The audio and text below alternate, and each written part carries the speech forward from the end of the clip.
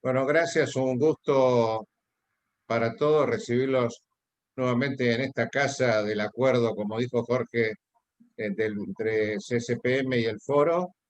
Entendemos que son reuniones que superan, esa es la intención, por lo menos, y con la presencia de ustedes queda ratificado, el mero diagnóstico y propuestas concretas para ver si podemos hacer aportes a las políticas públicas en salud. Realmente un gusto y gracias, Rubén, gracias, Ernesto, y por supuesto al gran coordinador Luis María de Grossi, al cual le cedo la palabra. Sí, un agradecimiento muy especial a Luis María por ofrecerse como coordinador de esta reunión. Así que, Luis, adelante.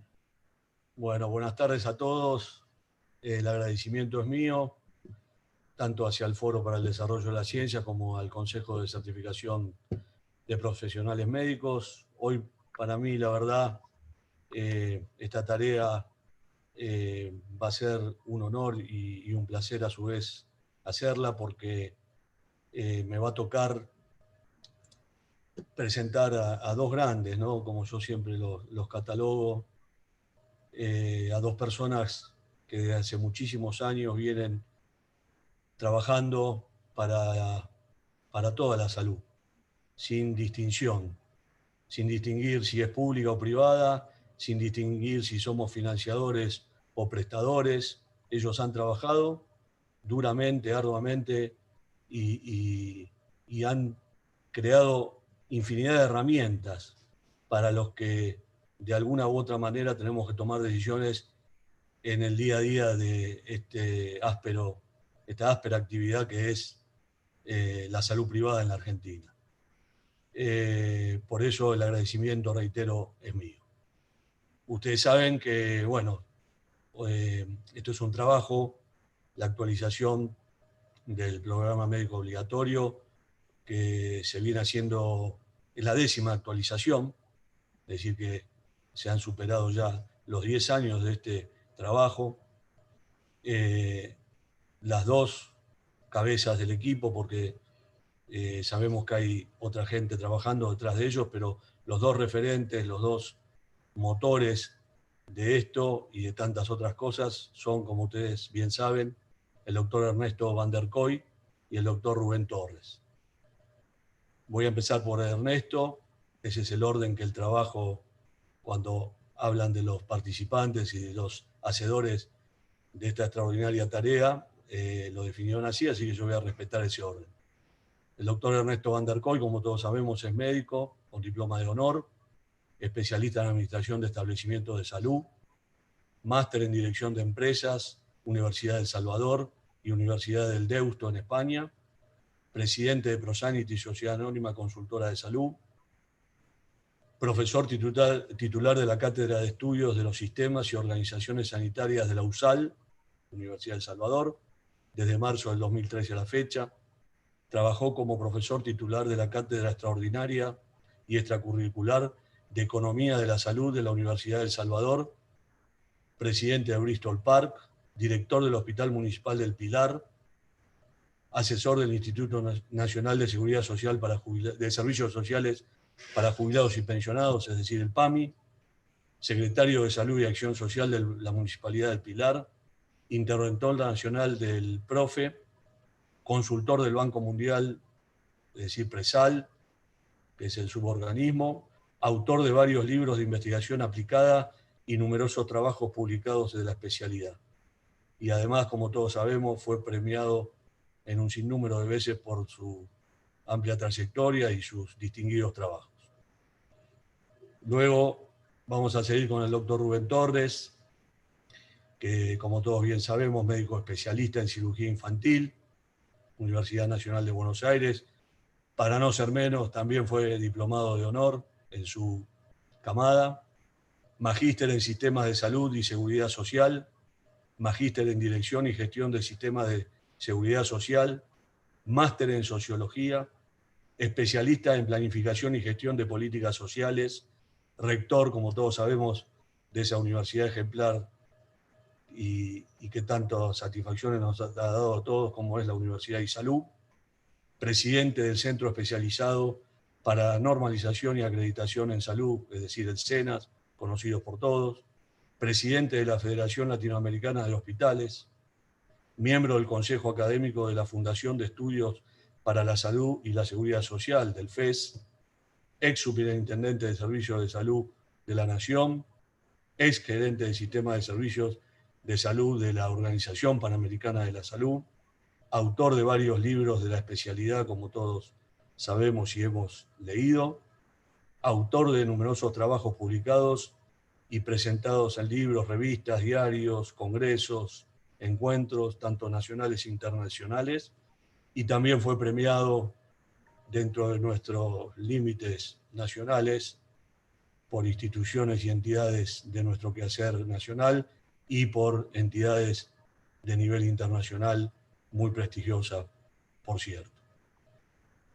Bueno, la verdad que podíamos estar toda la tarde presentándonos a los dos, tuve que hacer un resumen de su frondoso y amplio currículum, pero la verdad que dos palabras antes de darle paso al doctor Van der Kooi, que va a ser el primero de los oradores, después lo va a seguir el doctor Rubén Torres.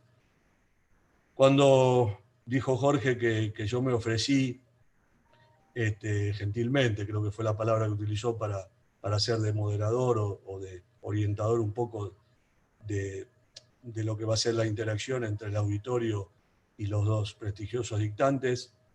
Yo lo hice no en mi carácter de abogado, que presumiblemente tengo un conocimiento adicional sobre lo que son las normativas, y obviamente el PMO es una normativa, sino creo que me ofrecí porque, bueno, ustedes saben que yo vengo sobre todo del sector financiador, me toca presidir una entidad financiadora y además presido ADEM, la Asociación de Entidades de Medicina Privada, que conglomera a más de 40 entidades financiadoras de todo el país, y la verdad soy, creo, uno de los que más lo sufre el PBO, ¿no? Porque con eso de que era un piso y no un techo, con eso de que era una canasta básica que después terminó no siendo tan básica, realmente los financiadores lo padecemos a diario, por eso creo que me ofrecí para ver si puedo compensar un poco la balanza y tratar de que, además de valorizarlo como bien lo vienen haciendo estos últimos 10 años, los dos maestros que estoy presentando, a ver si en alguna oportunidad podemos abocarnos a una reforma seria, aplicable y lógica de nuestro programa médico obligatorio. Le doy paso entonces y muchas gracias a los participantes, al doctor Ernesto Van der Kooi. Hola, buenas tardes. ¿Qué tal? Gracias, muchísimas gracias por la invitación. Muchísimas gracias a todos los participantes.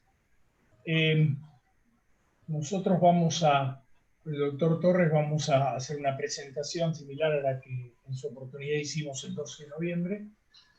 Y vamos a dividir la presentación en dos partes. Una parte la voy a abordar yo, que es la inicial, y luego la va a completar el doctor Torres. Bueno, ahora llega el momento más difícil de todo, que es poder poner las cosas. A ver si me sale, ¿eh? Un segundo. ¿Se ve ahí? Sí. Bueno, ahora vamos a ver cómo hacemos para seguir ahora, ¿no?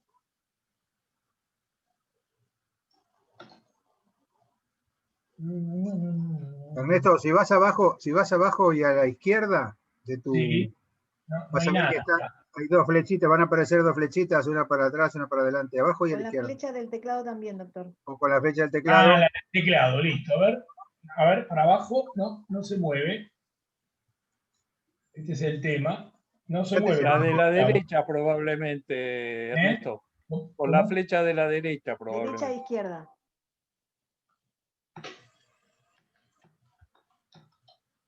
Por ahora no.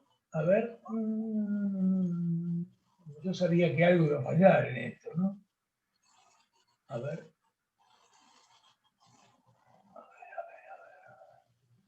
No, participante, no, pausa, no.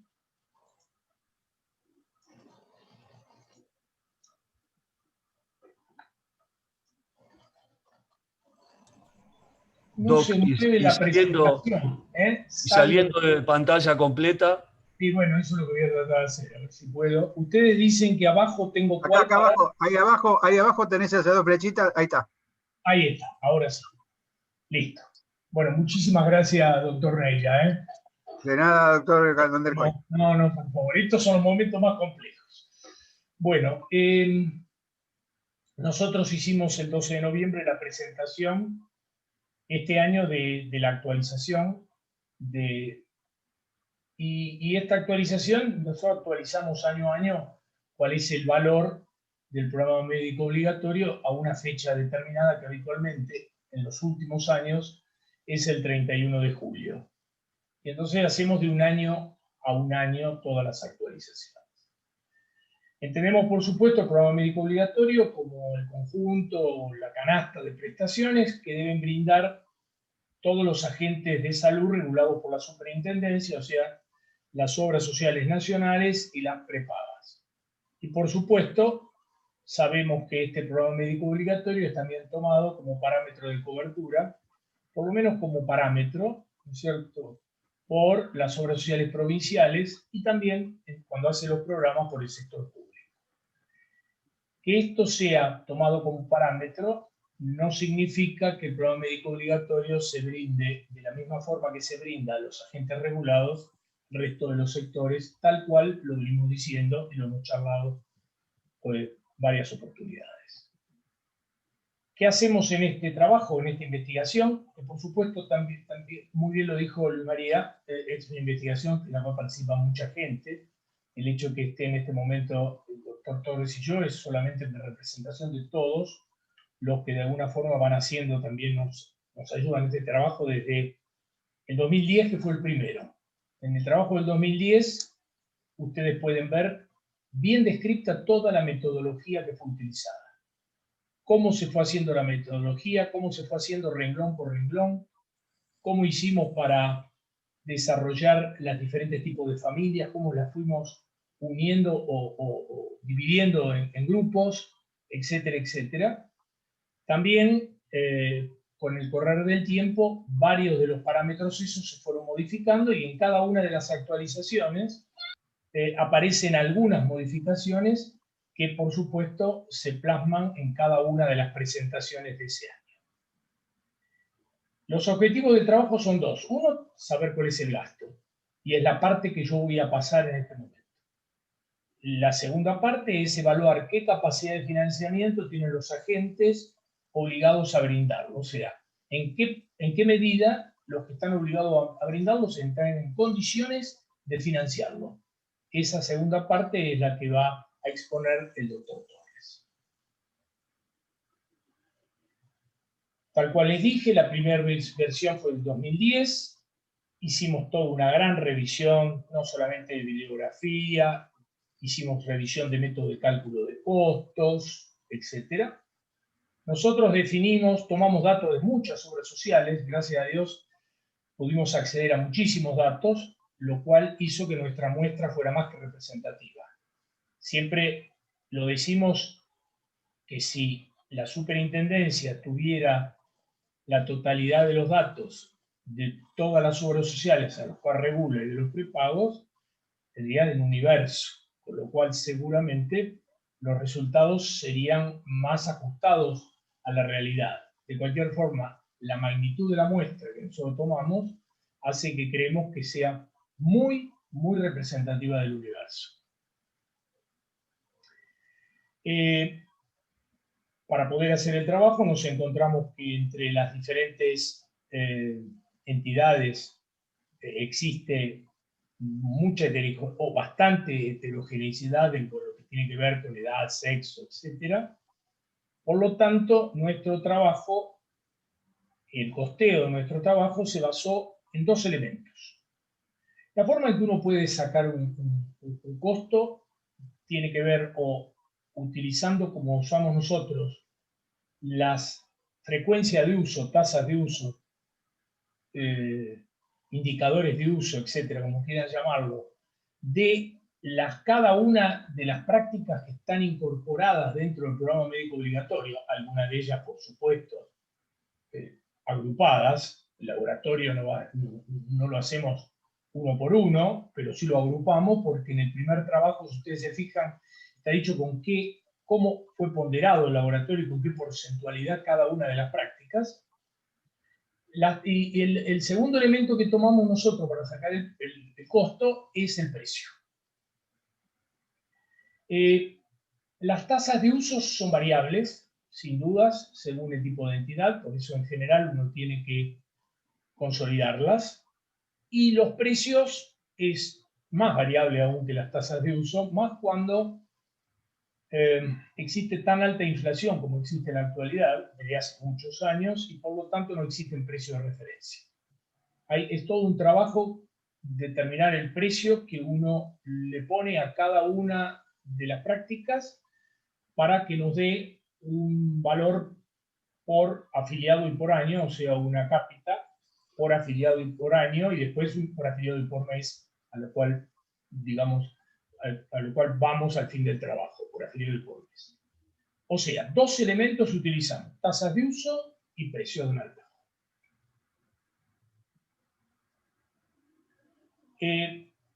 Estos dos elementos los usamos porque son los datos que más accesibles son en nuestro país. Uno podría también hacer una evaluación de este tipo a partir de datos epidemiológicos, por ejemplo, de incidencia y prevalencia de enfermedades, valorizando enfermedades, sabiendo los porcentajes de cada una de las enfermedades, etc. Cosa que en la Argentina es un imposible. Esto es lo más cercano a datos que existen en nuestro país. Lo hacemos, este PMO, esta valorización, está hecho exclusivamente para poblaciones activas, o sea, de 0 a 65 años, no está tomada la población mayor de 65 años, por lo tanto estos valores no corresponden a poblaciones PAMI, corresponden sobre todo a Ciudad Autónoma de Buenos Aires y conurbano bonaerense, lo cual hace que sepamos perfectamente que no son absolutamente aplicables, podrían ser parecidas a otros grandes grupos urbanos, pero no aplicables a todas las poblaciones del interior. Siempre fue un objetivo nuestro, siempre fue, lo hablamos siempre con el doctor Torres, siempre lo decimos, hacerlo por regiones también. El gran tema es la información. Al no contar con los datos, muy difícil obtener datos, y conclusión nos ha resultado muy difícil. Como por ejemplo, cargarle los gastos de administración. Nunca hemos podido acceder a gastos centrales de administración que debería sumarse al costo de un PMO, porque nosotros lo que estamos haciendo es costeando exclusivamente las prácticas, pero evidentemente hay un gasto de administración, gasto de gestión, etc. Es tan variable entre una obra social y la otra que tampoco hemos tratado, no hemos querido ponerlos. Y los precios siempre están actualizados a julio, en este caso a julio, al 31 de julio del 2020. ¿De acuerdo? Yo voy a tomar el primer objetivo y dejo al doctor Torres para el segundo, el gasto. Acá tenemos un ejemplo de cómo calculamos nosotros. Esto, por supuesto, se desarrolla en una planilla. Ustedes creo que ya recibieron por PDF, o por lo menos nosotros lo mandamos, el desarrollo del PMO, en el cual está toda la planilla, toda la grilla, con cada una de las tasas de uso, etc. Pero más o menos nosotros trabajamos algunos elementos, acá hemos tomado algunos solamente, ¿no es cierto? Como ejemplo, por ejemplo, una consulta, tomamos la unidad de medida, tenemos una tasa de uso anual de la cantidad de consultas, tenemos un costo unitario por consulta, y por lo tanto, lo que pesa en el costo total, como cápita, como subcápita mensual, lo que pesa esa consulta. Lo mismo con laboratorio, ecografía, psicoprofilaxis, inmunización, pero con un listado grandísimo de prácticas. En las tasas de uso, que es lo primero que tomamos nosotros, las tasas de uso varían año a año, muchas de ellas, por eso las actualizamos, varían en función de nuevos procedimientos incorporados al diagnóstico y tratamiento, a cambios epidemiológicos, cambios de incidencia, prevalencia de enfermedades, incorporación de nuevas tecnologías, aparición de guías prácticas clínicas, protocolos, etcétera, etcétera. Todos esos son elementos que nos hacen modificar las tasas de uso a partir de la información que vamos recibiendo. Cuando notamos que una tasa se va modificando, la analizamos por separado y año a año vamos cambiándolas en la medida que así corresponda, ¿no es cierto? Vamos cambiándolas en nuestra grilla. Por lo tanto, la grilla actual, por lo menos la del 2019, tiene tasas de uso en muchos elementos muy diferentes a la que tenía en 2010. Aunque la metodología de análisis es la misma. ¿Sí? Esto es la forma que tomamos uno de los indicadores que hacemos nosotros. Es muy difícil valorizar la internación y sobre todo en instituciones de agudos. Es muy difícil porque la forma en la cual están presentadas, sobre todo en las instituciones, las facturaciones o las contrataciones, la internación está contratada por prestación, por día cama, está contratada por módulo, está contratada de millones de formas. Nosotros lo hacemos por egreso, ¿de acuerdo? Nuestro costo es por egreso. Y para sacar el costo por egreso, teníamos unos elementos que hicimos hasta el 2018 y que modificamos en el 2019 y 2020, que tiene que ver con los porcentajes en los cuales los pacientes están en piso o no, los porcentajes que están en internaciones especiales, cuánto hay de internación en unidades pediátricas, cuánto hay en internación en UTI, cuánto en NEO, cantidad de egresos cada 100 beneficiarios años. Fíjense que hasta el año 2018 teníamos 7,5 egresos cada 100 beneficiarios años, ahora tenemos 9,15. Sin embargo, bajó sustancialmente el promedio de día de estada. Si nosotros lo hacemos de una forma o la otra, prácticamente varía muy poco el egreso, ¿de acuerdo? El valor del egreso. ¿Por qué hago hincapié en el valor del egreso? Por lo que pesa el egreso en instituciones sanatoriales de agudos, lo que pesa en el valor total de un PMO. Pesa mucho, como la consulta, pesa mucho.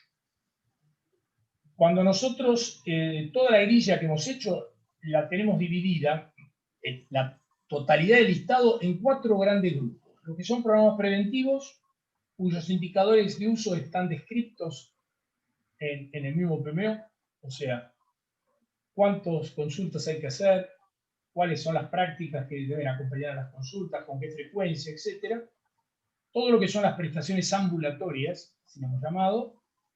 En este caso en particular, si ustedes se fijan, en prestaciones ambulatorias, 2.541,53 es el valor total del programa médico obligatorio financiado por las obras sociales, o sea, por los agentes de salud, lo que tienen que pagar ellos para poder dar la totalidad de las prestaciones. Mientras que si nosotros agregamos el coseguro que lo paga el afiliado de su bolsillo en el momento de la prestación al 100%, que es una de las formas en la cual lo hemos valorizado, o al 50%, que es lo que encontramos que utilizan la mayoría de los agentes de salud, nos encontramos que tenemos 2 valores diferentes, 2.869,42, o sea, 327,89 por mes pone un afiliado de su bolsillo en el caso que tenga coseguros al 100%, mientras que 2.788, o sea, 246 con... Bueno, 246 con... Perdón, me pasé. Pone el afiliado de su bolsillo mensualmente. Ahora, cuando vemos lo que se pone de bolsillo, a ver si está en la próxima, lo que se pone de bolsillo prácticamente, fíjense que todo es en las prestaciones ambulatorias, porque en las prestaciones especiales es muy poco, la óptica creo que tiene algo y algún otro elemento, la ortesis tiene algo también, las ortesis, las prestaciones ambulatorias tienen la mayoría, y la mayoría, yo diría, después lo vamos a ver, es el medicamento ambulatorio, ¿de acuerdo? Es el medicamento ambulatorio el verdadero coseguro, porque los otros coseguros, conseguro para consulta, laboratorio, etcétera, no pesan tanto como pesa el medicamento ambulatorio.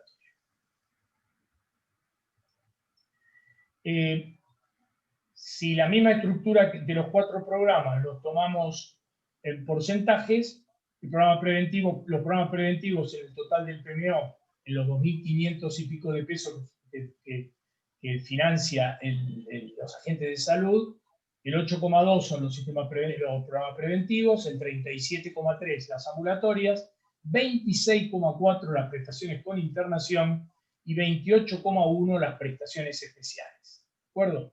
El coseguro al 100% pesaría en el 12,9% y al 50%, que es lo que la mayoría de las obras sociales consideran, al 9,7%.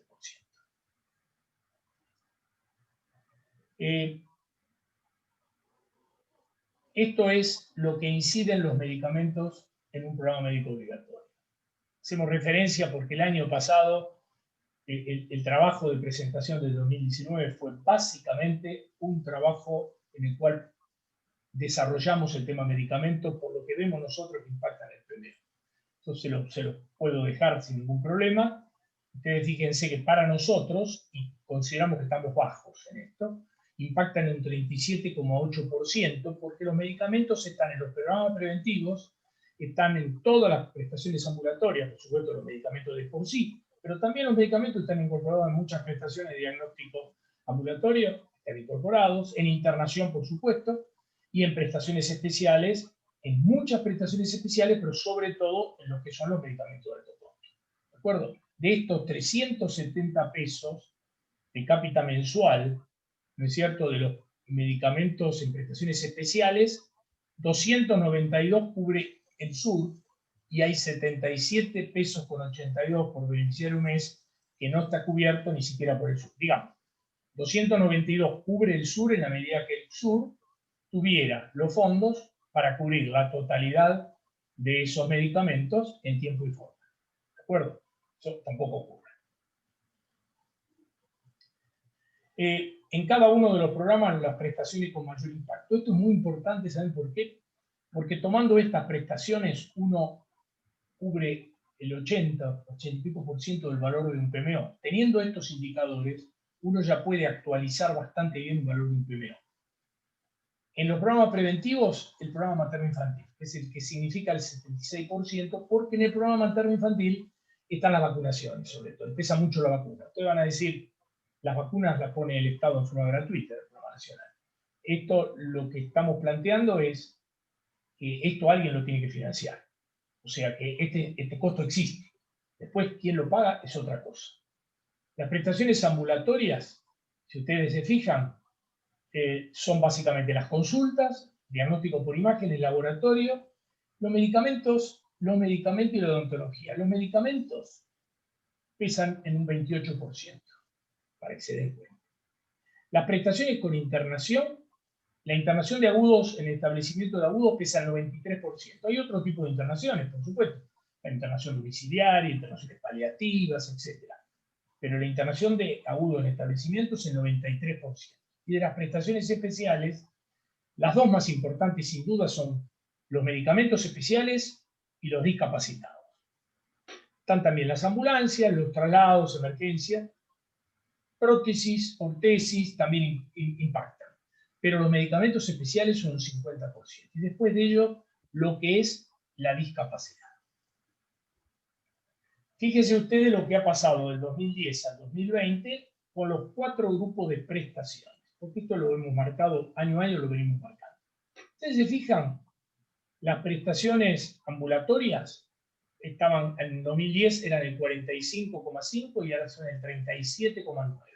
O sea, fueron perdiendo en el tiempo, fueron perdiendo porcentualmente parte del valor del PME. Porcentualmente. Las prestaciones especiales eran en el 2010 el 12,9% y hoy son el 30%. Esto es expensas de, vuelvo a decir, los medicamentos especiales fundamentalmente y discapacidad. Los programas preventivos se han mantenido siempre más o menos entre 7,3 y 8,9, ¿no es cierto? Y las prestaciones con internación, que han sido bastante cíclicas, ¿no es cierto? Llama la atención que en la última actualización se han caído a un 24%. Esto no hace nada más que marcar la grave situación en la cual están los establecimientos asistenciales con internación.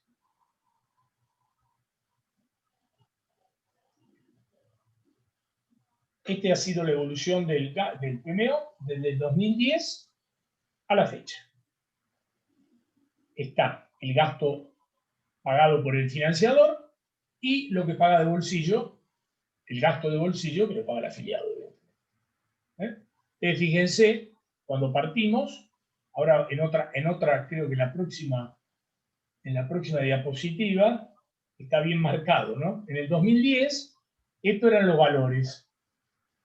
Esto era el gasto de bolsillo, 13 pesos, y el PMO valía 101,37. Hoy vale 2.788,25.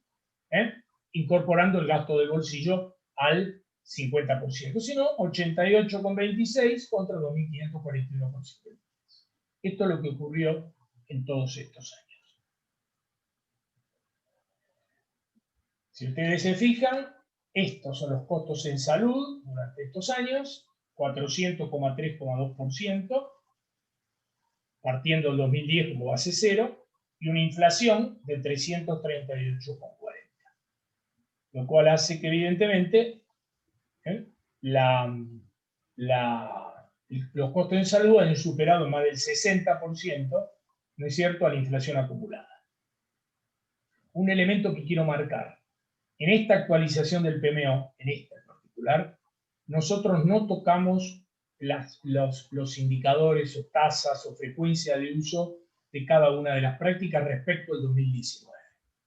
¿Y por qué no la tocamos? Porque fue tan grande el sesgo que hubo entre marzo y julio en función de la caída que hubo en muchísimas prestaciones, en muchas prestaciones que habitualmente tienen una frecuencia de uso totalmente diferente, que nosotros dijimos, mantengamos la frecuencia del año pasado porque esta nueva frecuencia de uso puede ser transitoria y tiene que ver con el COVID-19, ¿no es cierto? Y hagamos, aparte, que lo que estamos trabajando ahora, no es fácil conseguir información, pero lo estamos tratando de hacer, hagamos aparte un PMO de la época COVID, de marzo a septiembre inclusive, lo cortamos a fin de septiembre, a ver qué pasa, a ver cuánto salió ese PMO con las tasas e indicadores de uso reducidas en muchos casos y con la incorporación de las prestaciones a dar al paciente COVID, o los costos adicionales que tiene, etcétera, etcétera. A ver qué pasó en estos meses.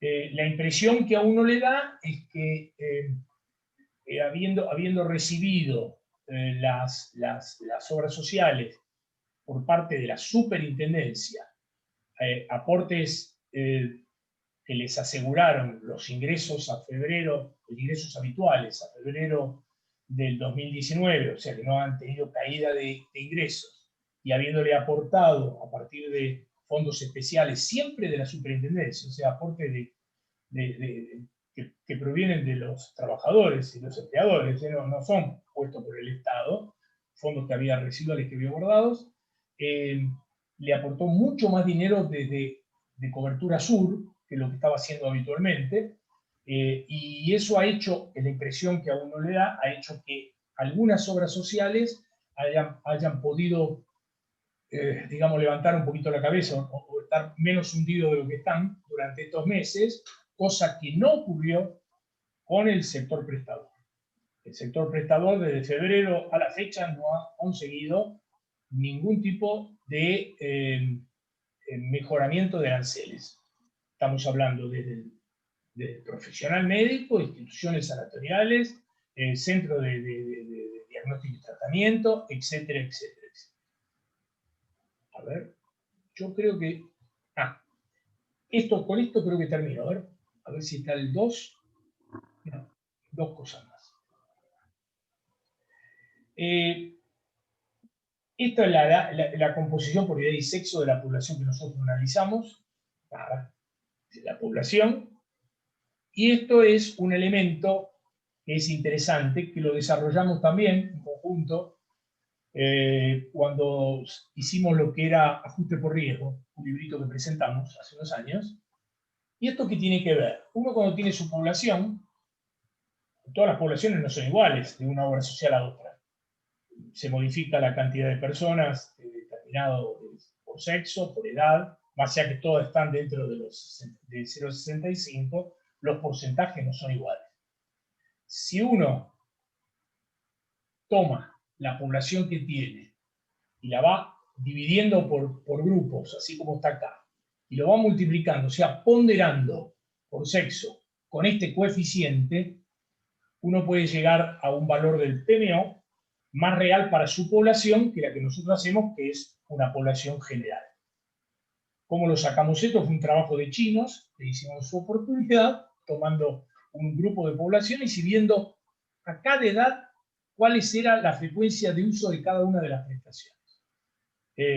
No creo que lo hagamos de nuevo y posiblemente esto, que ya debe tener 3 o 4 años, posiblemente también se haya modificado en el tiempo, ¿no? Bueno, mi presentación es esta. Lo dejo al doctor Torres a partir de ahora. Gracias a todos. ¿Yo tengo que salir con esta ahora? Sí. No, bájala Sí, nomás, Ernesto. Yo tengo 2 diapositivas nomás en que voy a tratar de explicar el Ahí impacto está. Ya lo bajé. que vos mostraste también. ¿Qué significa esto como impacto para las obras sociales en general, ¿no es cierto? A ver. Miren, una vez hecho este trabajo tan detallado que Ernesto les mostraba, lo que desde hace algunos años hacemos como complemento de la actividad de estimar el costo, es ver cuál es el impacto en el financiamiento global del sistema de obras sociales nacionales.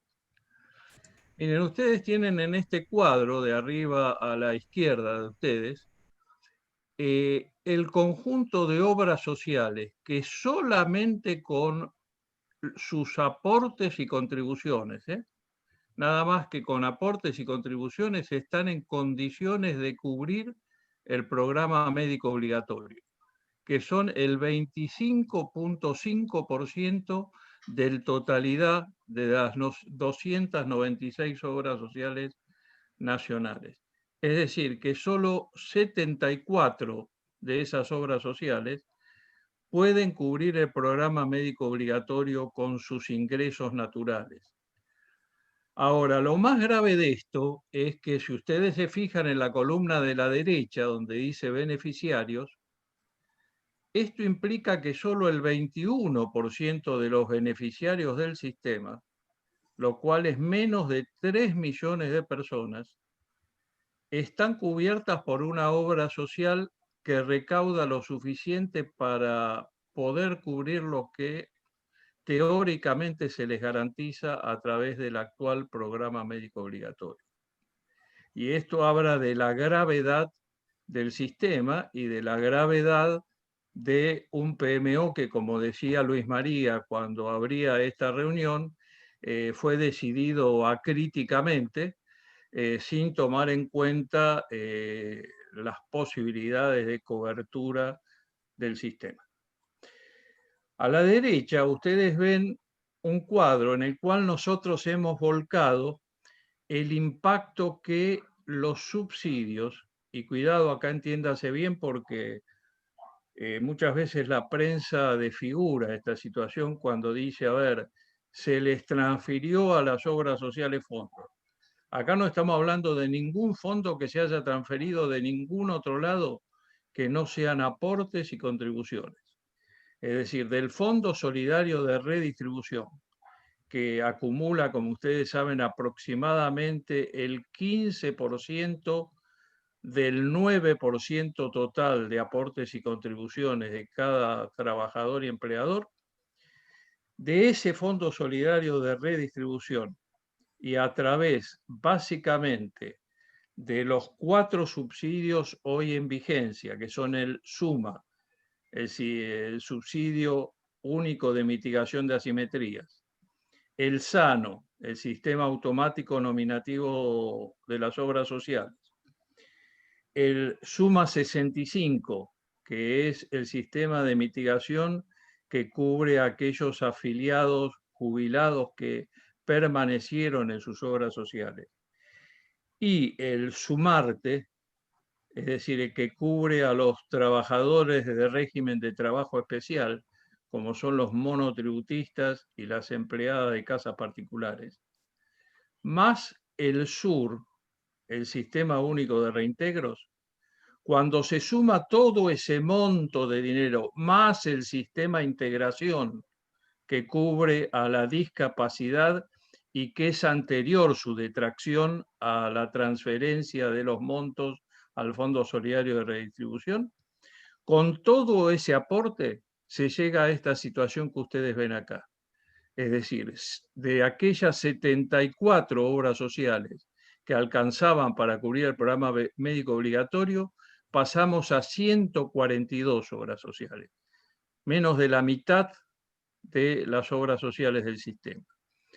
Y otra vez lo grave sigue siendo lo que ven a la derecha, es decir, menos de 8 millones de los beneficiarios del sistema están en obras sociales que pueden garantizarle la cobertura del programa médico obligatorio.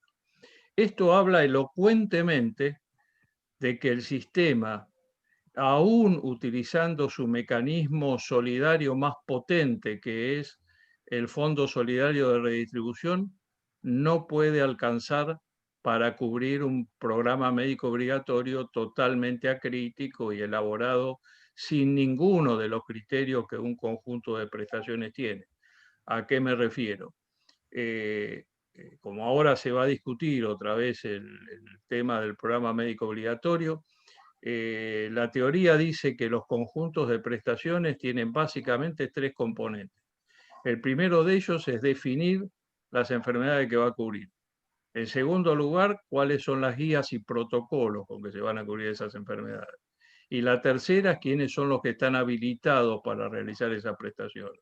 Es decir, la acreditación de calidad de esa prestación. Bueno, nuestro programa médico obligatorio no cumple ninguna de estas 3 condiciones.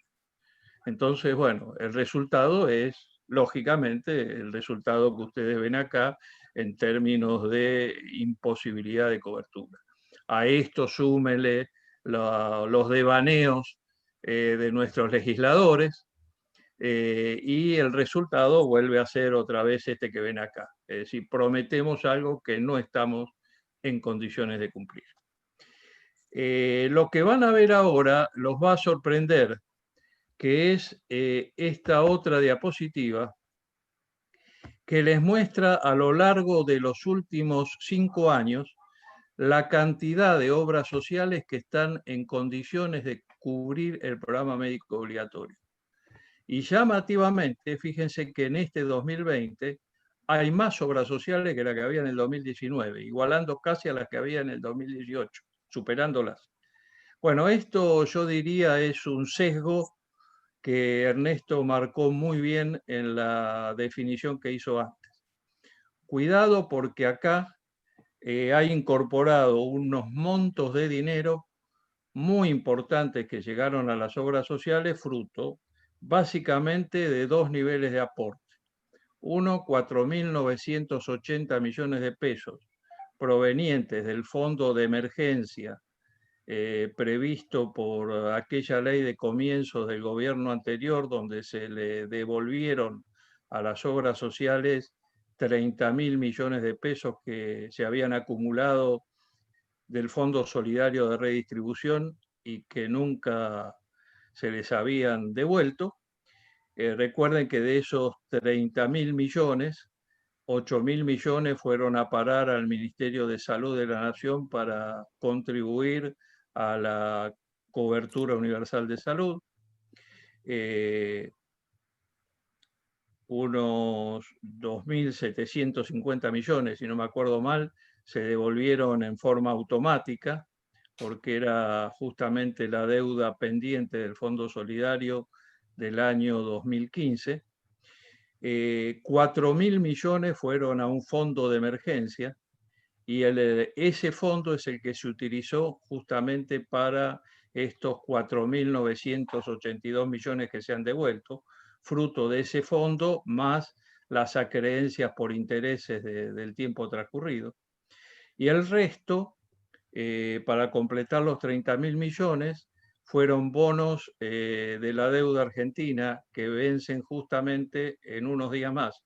Si no me equivoco, vencen el 12 de diciembre del 2020 que hasta ahora vinieron rindiendo intereses al Fondo Solidario de Redistribución y teóricamente debieran ser, bueno, cancelados el 12 de diciembre, pero realmente yo no conozco si han sido colocados en el programa de reperfilamiento de la deuda, así que es una incógnita saber si ese dinero puede volver. Pero volviendo a la imagen que ustedes ven, este sesgo que planteamos es fruto de esos 4.982 millones, de la disminución de algunas prestaciones que ha habido acá y además de un aporte extraordinario que también proveniente del Fondo Solidario de Redistribución ha hecho la Superintendencia, adelantando fondos del sur, del Sistema Único de Reintegros, que van a ser tomados a cuenta de futuras prestaciones o rendiciones del fondo. Es decir, que el fondo, para decirlo de alguna manera, el sur funcionó en estos meses de pandemia mejor o con más rapidez y fluidez de lo que funciona habitualmente ante las rendiciones habituales. Y bueno, y muchos de ustedes conocen esta dificultad, ¿verdad? De cualquier forma, y haciendo una referencia a esto, realmente si tomáramos en cuenta todas las rendiciones al al Sistema Único de Reintegros, es decir, la deuda acumulada supera, yo diría, en 3 a 4 veces los montos realmente pagados efectivamente por ese Sistema Único de Reintegros, y esto no se debe solo a trastornos de índole administrativa, sino que se debe básicamente a un problema de ausencia de fondos que permitan sustentar muchas de esas deudas, lo cual es otra expresión también de la falta de sustentabilidad global del sistema de seguridad social. Bueno, yo lo dejo ahí y quedo junto con Ernesto a disposición de ustedes para las preguntas que nos quieran hacer. Qué complicado, ¿no? No, no me aportó nada. A mí sí. A mí sí. Para iniciado. Les pido por favor a los que tienen el micrófono si lo pueden silenciar, así retomamos la normalidad de la jornada. Yo sí, esperando a que se vayan animando los demás concurrentes a esta jornada. ¿Me escuchan? Sí, perfectamente, Luis María. No, les decía que mientras se van animando los demás concurrentes a estas jornadas a hacer algún tipo de pregunta, yo quería un poco remontarme al origen, ¿no?, del programa médico obligatorio, que muy pocos recuerdan, ¿no? Por lo menos cuando uno conversa con gente del sector, y ni que hablar si no es de este sector, y distinguimos si es del sector financiador o prestador. Quizás los financiadores tengan mayor conocimiento, los prestadores un poco menos con respecto a esto.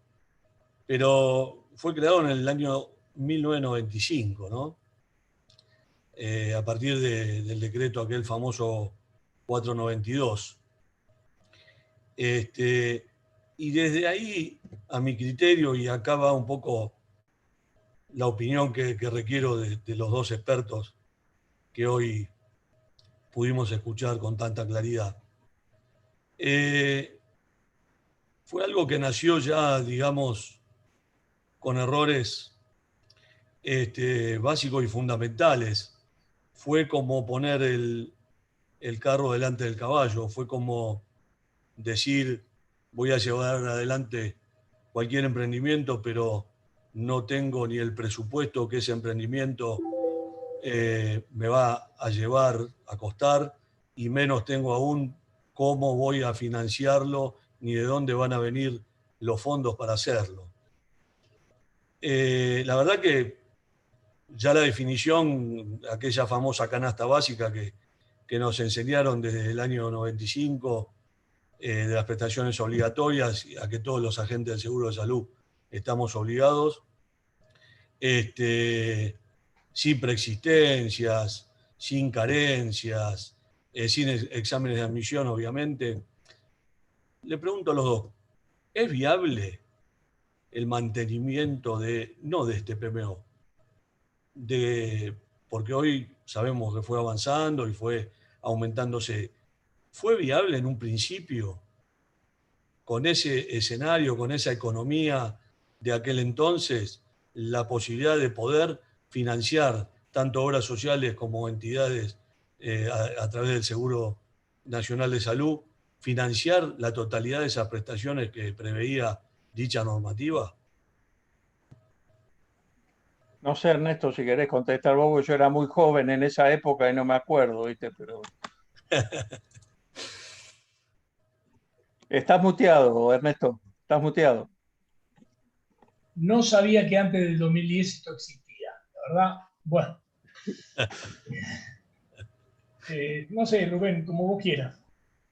Dale. Opina vos, si querés. No, yo diría que desde que estamos nosotros, digamos, una cosa es el trabajo que hacemos, que lo único que pretende es decir cuánto sale, cuánto cuesta, y otra cosa es la realidad que existe en el sistema de la seguridad social, o del seguro social obligatorio, como me gusta decirle más a mí. La realidad es que desde que partimos con el primer trabajo estamos charlando de que no es sustentable el sistema. Por supuesto que a medida que van pasando los años es cada día menos sustentable, y es imposible hoy por hoy, para la mayoría, tal cual lo mostró Rubén recién, para la mayoría de las obras sociales dar estas prestaciones. Pero además no estoy convencido tampoco de que esta sea la canasta que haya que dar. Yo creo que hay que analizarla toda de nuevo, la canasta. Estoy convencido de ello. Hay muchas prestaciones que ni siquiera tienen o tienen sí, un valor de costo-efectividad o de suficiente como para estar incorporada. El gran problema que yo encuentro es que hay cosas, y por supuesto que cuando empezamos nosotros, en el año 90 y pico, había muchísimas prestaciones que ni existían. Se incorporaron muchísimas prestaciones en el devenir del tiempo. Así que esto incorporó mayores gastos. La realidad del asunto es que hoy por hoy, como el PMO existe, es muy difícil, y por lo que uno escucha de aquellos que están, digamos, que son aquellos que toman las decisiones hoy, nosotros estamos convencidos que hay que realizar de nuevo la canasta, estamos convencidos que con aporte y contribuciones esto no alcanza para ser financiado, que hay que encontrar fondos adicionales para financiarlo. Podría ser un elemento, podría sacar parte de las prestaciones como los medicamentos especiales de alto costo, sacarlo del programa médico y ponerlo en un seguro. Hay mucha, pero uno lo que ve es que muchos de los que van llevando adelante esto, sobre todo lo que tiene que ver con las obras sociales, no están pensando mucho en acotar el programa médico obligatorio, sino conseguir más fondos para llevarlo adelante. Como que, y es una carrera que para mí es una carrera sin futuro, porque lo dijo el superintendente el otro día, un incremento de 2 puntos significan 315 pesos o 350 pesos, de 2 puntos. Y eso lo que significa para el trabajador, con los sueldos que tienen, sacarle un porcentaje más, y para el empleador otra carga impositiva más. La verdad que hoy por hoy yo creo que habría que encontrarle un sentido global al tema, pero hoy por hoy, desde mi perspectiva, el sistema no tiene capacidad de ser financiado por los aportes y contribuciones, más teniendo en cuenta que los sueldos van a perder en relación a la inflación seguramente a futuro, y no sabemos además todo el mercado laboral cómo va a cambiar, tampoco lo sabemos, ¿cierto? Así que estamos en una fuerte encrucijada. Nosotros estamos hablando hace tiempo de cosas conjuntas que habría que hacer, pero de golpe uno escucha algunos discursos, ¿no es cierto? Y bueno, dice, si seguimos así, chocamos. Esta es la verdad, ¿no? Esta es mi impresión. Te paso, Rubén. Sí, a ver, respondiendo a tu pregunta, Luis, Yo te puedo dar una respuesta a punto de partida del año 2002, que cuando yo me hice cargo de la superintendencia, enero del 2002.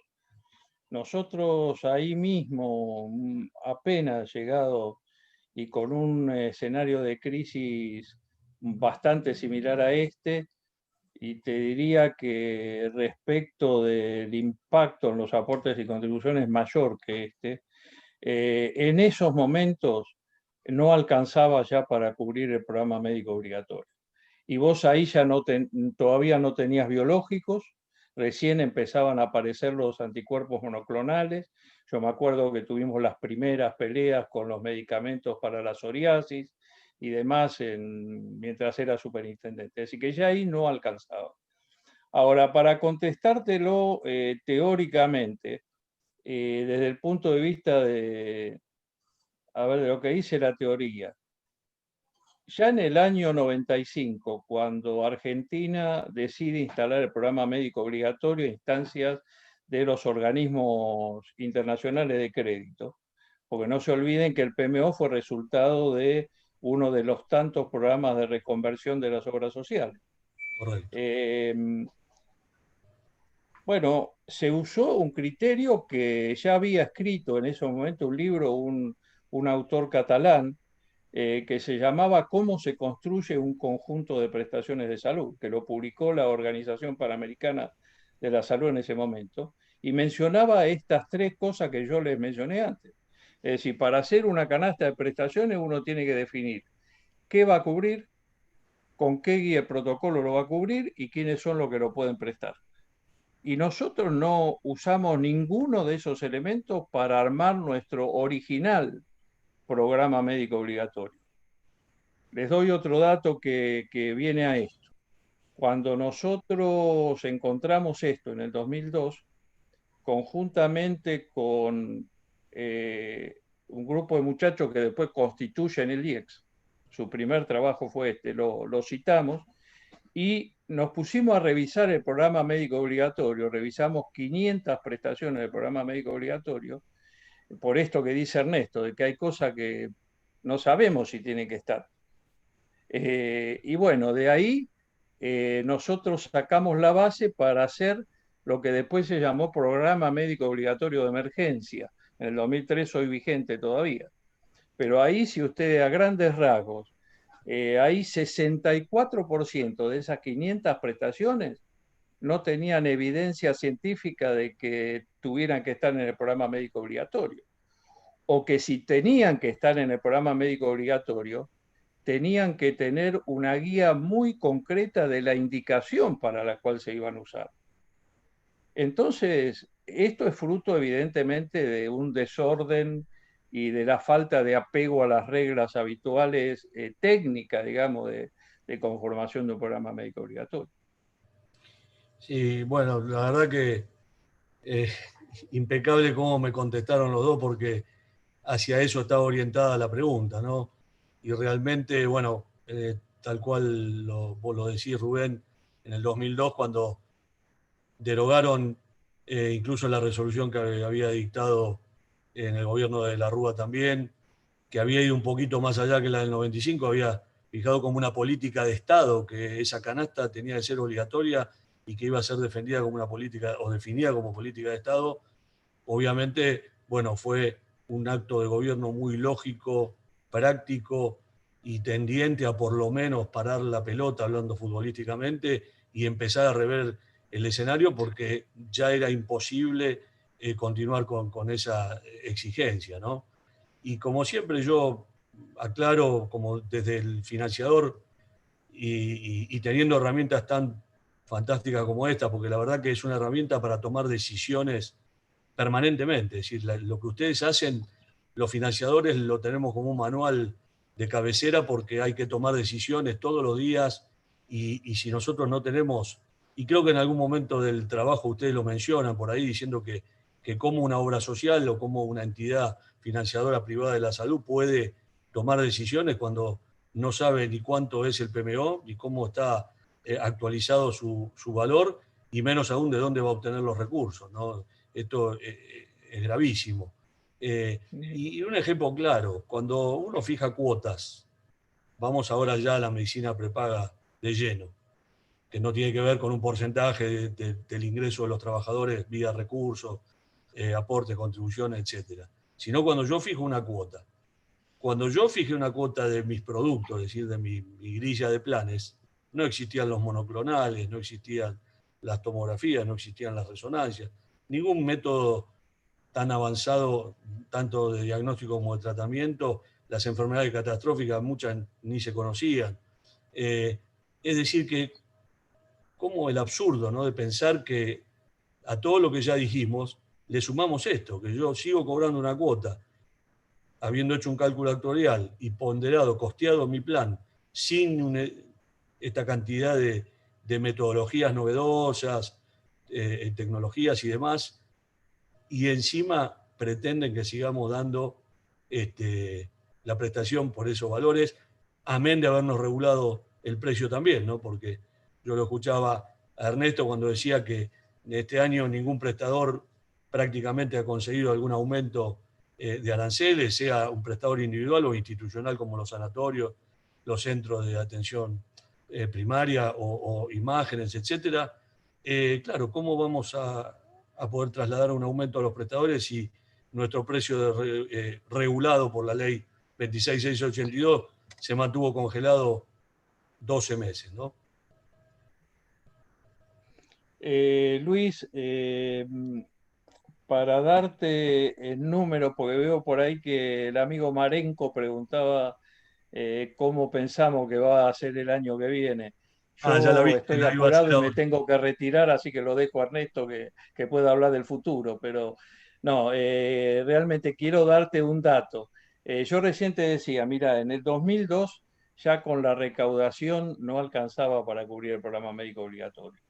Hay que tener en cuenta que ahí había un problema también, que recordás que se había disminuido en un punto las contribuciones patronales. Correcto. Durante el gobierno de Menem, el doctor Cavallo había disminuido un punto las contribuciones patronales. Nosotros las reintegramos e incluso haciendo el cálculo de ese punto que aumentaban las contribuciones, tampoco alcanzaba para cubrir el programa médico obligatorio. Y te cuento un dato que está en un libro que les recomiendo leer, que se llama Mitos y Realidades de las Obras Sociales. Nosotros hicimos un cálculo de los escenarios posibles de cuánto dinero habría que poner para poder cubrir, para que todas las obras sociales pudieran cubrir el programa médico obligatorio. Ustedes vieron que en el gráfico que yo les mostré, hoy un poquito menos de la mitad con todos los subsidios lo podrían cubrir. Para que todas las obras sociales lo puedan cubrir en julio del 2019, es decir, julio del 2019 se necesitaban 7.721 millones de pesos para que todas las obras sociales pudieran cubrir el programa médico obligatorio. Lo cual habla de que evidentemente incluso el intento, que como muy bien decía Ernesto y el superintendente el otro día, de aumentar un punto los aportes y las contribuciones, es más de lo mismo, ¿no es cierto? No tiene lógica. Y porque no lo recuerdo, discúlpenme si lo dijeron, pero a este PMO que mencionamos le está faltando el gasto administrativo, ¿no? Además. Sí, el cálculo ese de los 7.700 millones era con gasto administrativo, calculando 8%, lo que establece la ley, ¿no? Más Claro. allá de que todos Hoy está en el sabemos 15. que esto no es el promedio, pero bueno. Hoy está entre el 12 y el 15. Exactamente, exactamente. Pero poniendo, digamos, lo que la ley dice, que es el 8%. Correcto. Leemos la pregunta de Marenco, a ver si tenemos la posibilidad de contestarla. ¿Cómo ven ambos, tanto el doctor Van der Kooi como el doctor Torres, el escenario del próximo año en cuanto a la predisposición a cambiar este estado de desfinanciamiento crónico y desde qué perspectiva? Esa sonrisa. Te lo dejo primero al doctor Torres, que es el que maneja mejor el tema del futuro, es siempre así. Futurología. Sí, sí, sí. A ver, Y tonizas. me voy a basar básicamente en anuncios que ya ha hecho el propio gobierno nacional respecto de esto. A ver, hay una decisión del gobierno nacional y la anunció el superintendente el día que hicimos la presentación del programa médico obligatorio, de avanzar en una modificación del programa médico obligatorio. En esto está trabajando el gobierno conjuntamente con el Banco Interamericano de Desarrollo. El superintendente fue muy claro allí, dijo, aspiramos a tener una canasta básica de servicios que por ley obligue a la totalidad de los subsectores, cosa que yo en principio aplaudo porque la verdad que me parece, primero, además de muy hipócrita, absolutamente antiética la situación de que el programa médico obligatorio no cubra a los más pobres de los argentinos. Hipócrita porque, bueno, va a contramano del discurso político habitual, antiético porque le está obligando a las entidades privadas y a las entidades de la seguridad social a cubrir cosas que el Estado no cubre. Entonces me parece que es una situación que falta la ética fundamentalmente. Así que en este aspecto, bueno, se abre una luz de esperanza. Ahí yo más dudas que en el gobierno, tengo más dudas en la sociedad hoy, ¿no? Yo hoy a la tarde tuve oportunidad de participar de un seminario en el cual 3 expertos españoles hablaron justamente sobre el tema de la cobertura de medicamentos de innovación, ¿no? Y después que ellos 3 hablaron y explicaron cómo en España y en la Unión Europea se incorpora la tecnología, la primera pregunta que se me ocurrió hacerle, tratando de representar al auditorio, fue, ustedes no hablaron una palabra respecto de judicialización. Y muchos de los países europeos no tienen agencia de evaluación de tecnología, sino que la discusión de qué se cubre y no se cubre la toman los gobiernos nacionales a través de un pacto o una relación entre el Ministerio de Hacienda, el Ministerio de Salud y demás. Y sin embargo, no hablaron una palabra de judicialización. ¿Por qué sucede esto? La respuesta fue agobiante. Porque no hay judicialización, porque la gente no se queja en general. Es un hecho absolutamente marginal. Bueno, esto es un problema social, esto no se resuelve técnicamente, no se resuelve ni con una agencia, ni se resuelve con un programa médico obligatorio. Se resuelve con un problema de cohesión social que Argentina, lamentablemente, en mi opinión, hoy no tiene. Es decir, primero porque se ha perdido la lógica de la solidaridad, segundo porque está pendiente o en funcionamiento la lógica de la hipocresía, cuando cubrimos, no sé, modificación de sexo y no cubrimos o no tomamos en cuenta que hay chicos que se mueren antes del año de vida, y somos muy hipócritas porque reclamamos lo segundo, pero no decimos una palabra sobre esto, sobre la muerte de los pibes.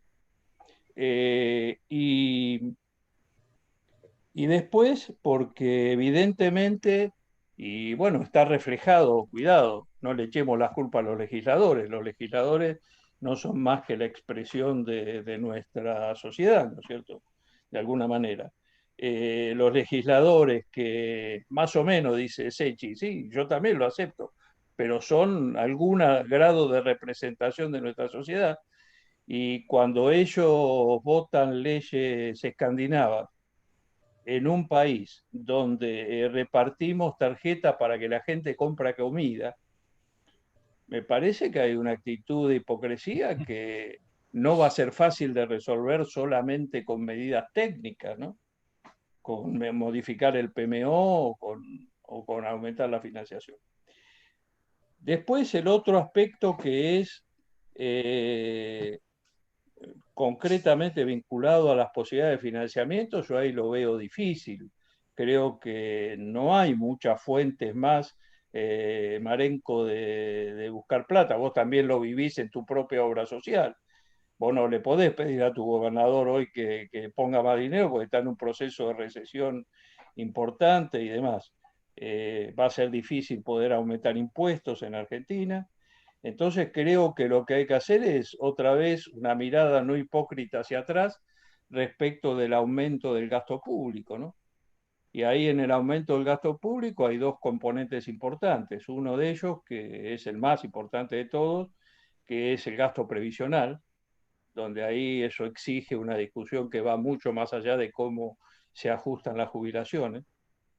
Y un componente mucho más pequeño, pero del cual se puede sacar algún jugo, que es el aumento del gasto que mal los diarios llaman político, ¿no? Porque cuando los diarios llaman gasto político, arremeten contra los sueldos de los diputados o cosas así. Ahí hay mucho más para ver que esto en estas situaciones que tienen que ver con, a ver, pago de ganancias por todos igualmente, en especial por aquellos que ganan más, estoy hablando de los jueces, por ejemplo. Estoy hablando del aumento del gasto público provincial en empleados públicos. Es decir, Argentina del 2003 al 2017 aumentó 20 puntos el Producto Bruto. 20 puntos. Eso, el 60% corresponde a previsional, pero el 40% restante son empleados públicos provinciales. Y yo creo que nadie puede asegurar que eso haya mejorado la seguridad, la salud o la educación de las provincias. Bueno, eso me parece que hay que revisarlo.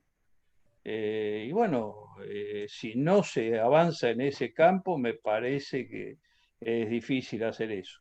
Otro esfuerzo que se puede hacer y que podría ser muy importante es mejorar algunas condiciones de gestión. En esto el gobierno también está dando alguna muestra de avance, que es tratar de, por ejemplo, unificar los esfuerzos de las obras sociales provinciales con los sectores públicos provinciales. Es decir, realmente es absolutamente ilógico que dos sistemas que se mantienen con los mismos presupuestos, es decir, con fondos que vienen del mismo lugar, tengan modelos de atención diferentes, modelos de gestión diferentes y compren por separado. Pero bueno, vos, Marenco, también lo sufrirás, como lo sufren todos los presidentes de las obras sociales provinciales.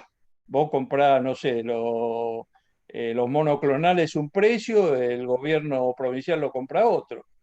Y bueno, vos tenés un modelo de atención y el gobierno provincial tiene otro. Bueno, creo que ahí se podría ahorrar mucho dinero y se podría mejorar fuertemente la eficiencia del sistema, ¿no es cierto? Y lo dejo ahí, Ernesto. No sé si... No tengo mucho para agregar porque la verdad que hiciste una síntesis. Yo reforzaría lo último que dijiste, que es, digamos, siento que va a ser muy difícil conseguir fondos adicionales, porque de hecho ya sabemos. Yo creo que el abordaje desde el modelo de atención es un tema esencial.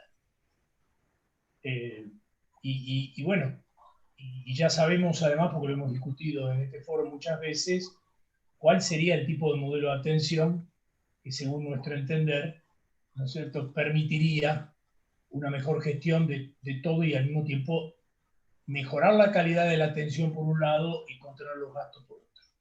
Yo creo que desde el financiamiento no se me ocurre mucho más de lo que dijimos, así que nada más que eso. Ernesto y Rubén, por ahí hay un libro escrito que alguno lo habrá leído, que es Más salud por el mismo dinero, ¿no? Y la verdad que el recurso en salud prácticamente es inmodificable. Inmodificable desde lo jurídico o desde lo legislativo por la imposibilidad de aumentar impuestos, por generar más puntos en la recaudación de la seguridad social y demás, por todos los problemas macroeconómicos que padece el país. Y realmente, entonces, no hay duda que acá, y como siempre, resurgen, digo, para la afuera, no para la adentro, porque en estos foros que nosotros participamos siempre se ha dicho, ¿no? La atención primaria, protocolos y guías médicas, acreditación, reacreditación, certificación, mejora continua en la calidad médica. Es decir, esto hasta el cansancio, ¿no?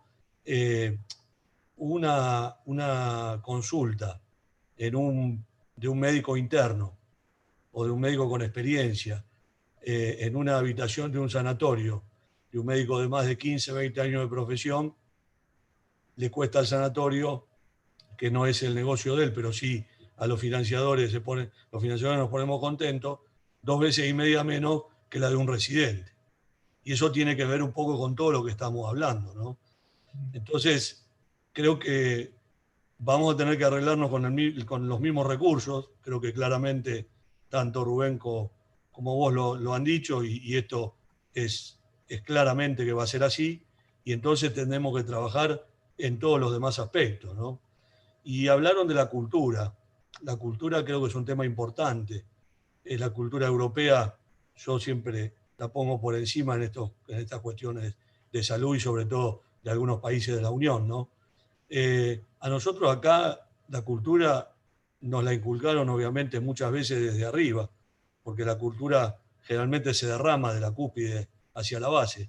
Y acá nos metieron en la cabeza a todos los argentinos que la salud es gratis, pero es gratis en el sector público como gratis en el sector privado. Y eso contribuyó el PMO. El PMO hizo generar en muchos usuarios, en muchos beneficiarios, el concepto de que todo es gratis. La pelea comercial entre las grandes corporaciones financiadoras, de sacar copagos primero, después con la crisis volver a pedirlos, la lucha con la desregulación, de planes superadores que quizás apuntan más a la hotelería que a otra cosa. Bueno, todo eso es cultura y en esa cultura estamos inmersos, ¿no? Yo hoy, después de 15 años de presidente de mi entidad financiadora y de 45 años de historia que tiene la entidad que presido, tuvimos el primer caso de raquitismo en un nivel de prepaguismo, ¿no? Realmente un socio desregulado, de padre y madre trabajadores, pero con buenos ingresos. Hoy tuvimos el primer caso. Entonces digo, ¿de qué vale defender un PMO a rajatabla como muchos lo hacen? ¿De qué vale llenarnos la boca que cumplimos con el programa médico obligatorio, con el programa médico obligatorio de emergencia, si después tenemos raquitismo, tenemos muerte prematura en la niñez, como decimos, por temas que son francamente culturales, ¿no? Y económicos también, pero francamente culturales? Jorge está pidiendo la palabra. Bueno, primero gracias María. Primero felicitaciones a Ernesto y a clarísimo lo de Rubén y Ernesto. Yo digo, si, digamos, evidentemente el problema no pasa por el PMO, sino por el cambio estructural del programa de salud. ¿Ustedes qué chance ven, digamos, de que exista una concertación, digamos, entre los circuitos como para que se pueda replantear un sistema de salud acorde a todo esto que hemos dicho y acorde a lo que ustedes han dicho? Porque a mí me parece que no se arregla ni con el PMO, ni no se arreglan con cosas parciales, sino que esto necesita, digamos, un replanteamiento de todo el sistema de salud, pero en el corto plazo, ¿no? Esto no es para discutirlo dentro de 10 años, digamos. Tenemos que hacer, digamos, un replanteamiento de corto, mediano y largo plazo, porque me parece que si no, esto está condenado al fracaso.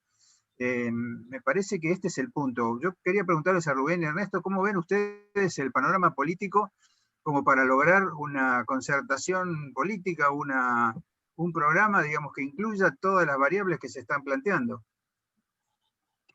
Dale, Ernesto, vos que sos peronista, a ver.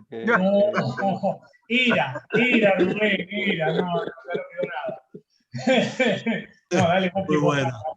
No, dale, opinar. No, yo, digamos, frente a la pregunta de Jorge, yo no soy tan optimista. Yo, desde la perspectiva, yo estoy convencido, como decís vos, que esto hay que replantearlo y es un tema estructural y hay que plantearlo, además hay que tomarlo todo en conjunto, porque las medidas aisladas no van a modificar el tema. Pero la verdad que no estoy tan metido en el tema político como para saber si esto es una idea, pero lo que escucho de los diferentes referentes, de los diferentes subsectores, a mí me da la impresión que no existe esta visión que vos decís y que yo comparto, que esto hay que abordarlo desde todos lados. Desde el modelo prestador, sin duda, del recurso humano, sin duda, porque si no hay más plata, yo tengo que gastar bien lo que voy a gastar. Nosotros siempre decíamos, cuando cuando enseñábamos atención primaria de la salud y primer nivel de atención, siempre decíamos qué bueno que era tener los médicos de referencia, los médicos de familia, como quieran llamarlo, para tratar de evitar el salto hacia la especialidad, que significaba entrar en la cascada de gastos. Yo me acuerdo que esto lo decíamos hace 15 años atrás.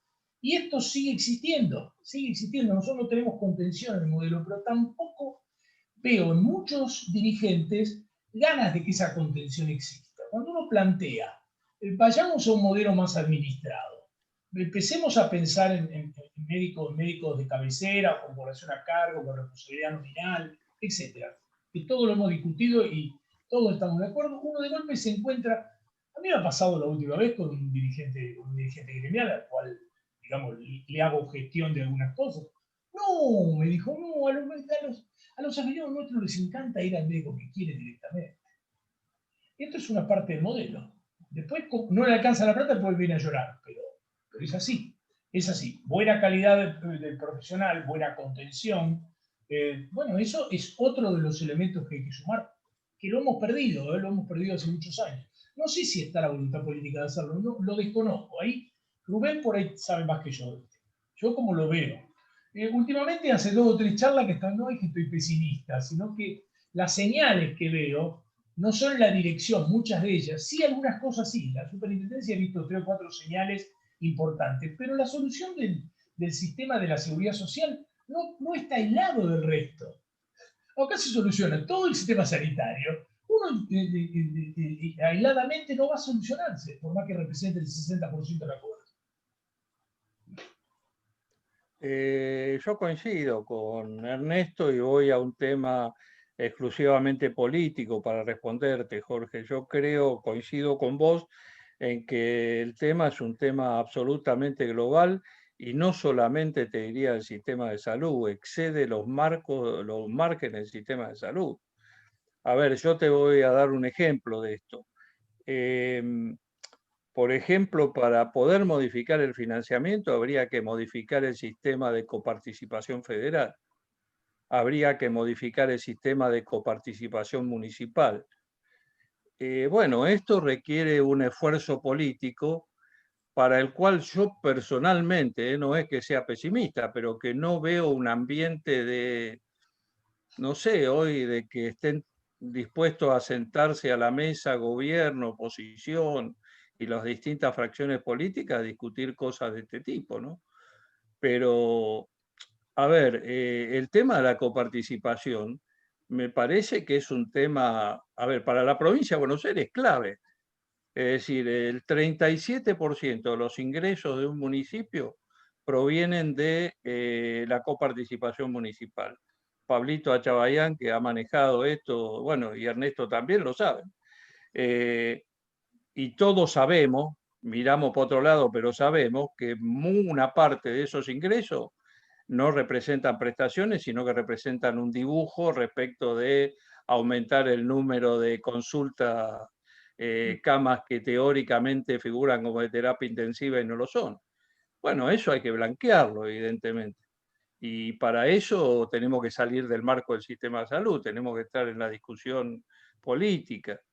Lo mismo con la coparticipación federal, ¿no es cierto? A ver, los gobernadores vienen y le vienen a reclamar al ministro de Salud Nacional que tiene el 0.5 del Producto Bruto del gasto en salud. Bueno, es decir, imposible que el ministro de Salud, por más buena voluntad que tenga, pueda compensar esas diferencias, ¿no es cierto?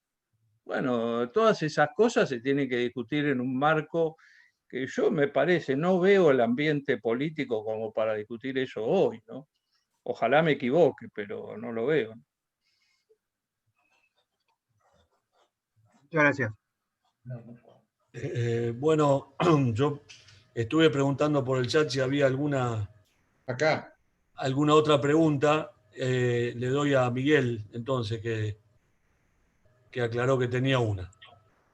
Bueno, muchas gracias. No, por favor. Yo quiero ser respetuoso con Rubén Torri y recoger el guante porque nos conocemos, vio mi movimiento de cabeza.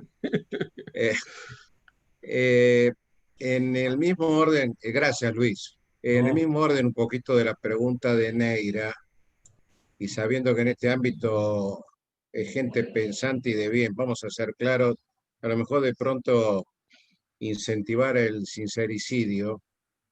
Me da la impresión, esto es una pregunta, es de qué manera los problemas planteados de coparticipación, de transparencia, de comunicación, de información, como señaló bien Ernesto en su presentación, que le resultaba difícil a ustedes en este trabajo tan profundo conseguir datos, ¿de qué manera se puede transmitir o hacer cómplice, entre comillas, a la sociedad donde en los temas de educación y salud no figuran en la agenda de los políticos?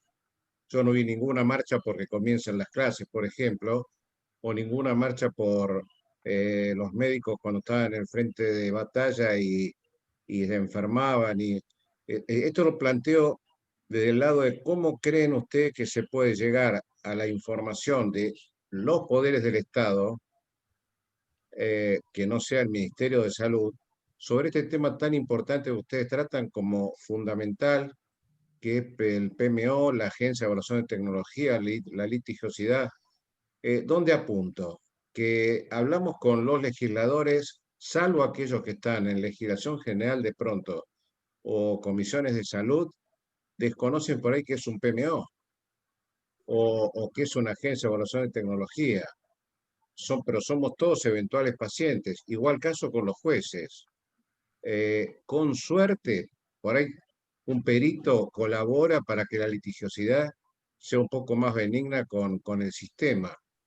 Yo lo que estoy preguntando es, ¿ustedes creen que hay alguna posibilidad de colaboración en el corto plazo de comunicación hacia, hacia la sociedad, como bien señala Rubén, como tema cultural, y de alguna manera lograr que el político se interese por estas reformas que de alguna manera podemos considerar urgentes o necesarias o básicas? Mi pregunta es, me parece que hay una suerte de encerramiento de los subsectores, para llamar de alguna manera, de la salud, y no solamente, como bien señala también Rubén, producto de la Constitución Nacional en cuanto a la fragmentación y no delegación en la nación del manejo de la salud, sino también partiendo de, como bien señala Neira, la posibilidad de consenso. Pero para mí los consensos se construyen cuando se conocen los temas.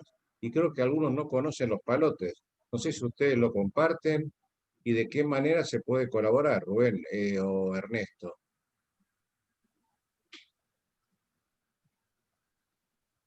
Te escucho, Ernesto. No, esta vez soy segundo yo. Bueno, a ver, mirá, Miguel, yo creo que es bastante difícil porque yo creo que el problema no es solo interesarlos en esto. Nosotros tuvimos oportunidad acá en el foro hace poco tiempo de escucharlo al doctor Pablo Yedlin, que es el presidente de la Cámara, de la Comisión de Salud de la Cámara de Diputados. Y ustedes vieron un hombre sensible, con sentido común, que entiende el sistema y demás. Los que lo conocen saben que el caso de Mario Fiat, que es el presidente de la Comisión de Salud de Senadores, tiene el mismo perfil, ¿verdad? Ahora, yo no sé si el resto de los diputados y de los senadores tiene este nivel de comprensión. Yo voy a dar un ejemplo que me va a generar enemigos, pero como ya tengo mucho, no me importa agregar alguno más. A ver, Los amigos te nosotros defendemos. hablamos de políticas de género en Argentina. Se acaba de aumentar mucho el presupuesto del Ministerio de la Mujer y de la Diversidad, muchísimo. Ahora, ¿ustedes escucharon a alguna feminista o algún feminista hablar alguna vez de la diferencia de mortalidad de cáncer de mama en Argentina respecto del cáncer de mama en Europa, o de la mortalidad de cáncer de mama en la ciudad de Buenos Aires respecto a la mortalidad de cáncer de mama en Formosa? Eso es género de verdad. Y eso es defender la libertad de género. Yo no lo escuché discutir esto en la Cámara. En la Cámara se discute si se habla con E o no se habla con E. Entonces, yo soy muy escéptico respecto de la posibilidad intelectual. Yo creo que tenemos un problema de pobreza en Argentina, que no es un problema de pobreza económica, es un problema de pobreza intelectual, administrativa y de gestión de los líderes, y no hablo solo de los líderes políticos, hablo de los líderes incluso empresariales en algunos casos, de los universitarios, entre los cuales me cuento y demás. Y creo que ese es el problema de la pobreza hoy muy grave de Argentina, ¿no? Y eso se refleja en nuestros legisladores, ¿no? Yo creo que Rubén contestó lo de Miguel. Yo, Miguel, entiendo tu pregunta y te tengo que contestar que no sé cómo se hace para que estos temas pasen a ser tema de agenda de la sociedad y no sean los que, como plantea Rubén, son los verdaderos temas de agenda, como por ejemplo cómo se habla con la E. No sé cómo se hace. En general sí, dentro de los foros, nosotros mismos planteamos de salir hacia los legisladores, hemos llegado gracias a la gestión de Rubén, gestión de ustedes mismos, pero digamos que esto sea un tema para la sociedad en conjunto, para nuestros representantes en conjunto, yo soy muy escéptico también. Y no sé cómo se hace para llegarle, porque lo primero que tiene que tener es generarle por lo menos interés en el tema, ¿no? Y no sé cómo se genera. Perdón, lo último que agrego. Comparto lo difícil de la solución o de la respuesta positiva a mi pregunta, pero en la pregunta mejor que podemos responder o deliberar juntos es, inclusive Luis María y muchos de los presentes, es si los actores del sistema de salud quieren que esto se conozca, que se debata. A mí me parece eso fundamental, porque a lo mejor de pronto si tenemos una situación de confort, no me refiero a los pacientes, sino tanto a financiadores como prestadores, de pronto no es solamente, como bien señalás Ernesto y Rubén, no saber, sino que el tema es si se quiere dar a conocer la problemática que creo que esta pandemia de alguna manera ha sincerado y demostrado.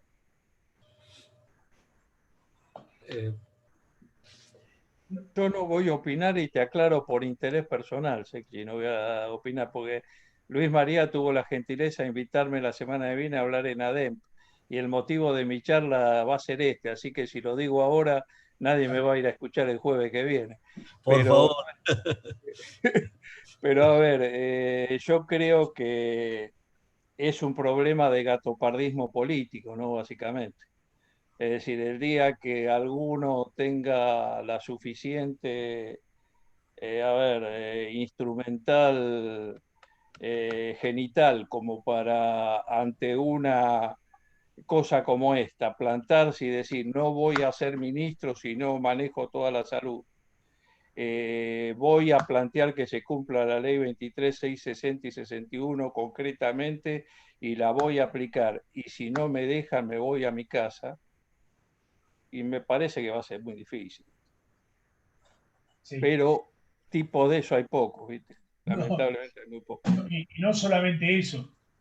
Y si hay alguno y lo plantea, hay que ver si se lo aceptan, ¿no? Totalmente. Pero el hecho de que alguno se vaya a su casa ante esa situación, sí, hablaría de esto que yo llamo gatopardismo por ahí, Ernesto.